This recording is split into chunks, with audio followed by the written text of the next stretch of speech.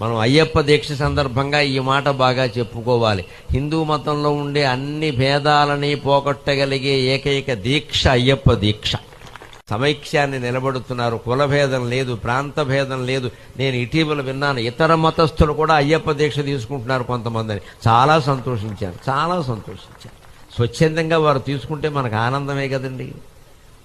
కులభేదం లేదు. ప్రధానంగా ఎక్కడ అయ్యప్ప స్వాములు భోజనం చేస్తున్నా పక్కన ఆయన్ని స్వామి స్వామి అంటారు తప్పితే నువ్వు ఏ కులము స్వామి అని అనరు. అసలు ఆ మాటే రాదు.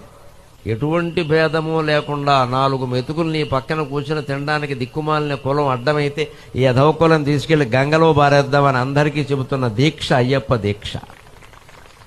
ఐశ్వర్యవంతుడు లేదు, పేదవాడు లేదు, కలెక్టర్ లేదు, కండక్టర్ లేదు, ఎటువంటి భేదము లేదు. హాయిగా అందరూ అలా కింద కూర్చుంటారు, భోజనం చేస్తారు. ఒక సమయం, ఒక పద్ధతి ప్రకారం ఉంటారు. అందుకని అయ్యప్ప దీక్ష హిందూ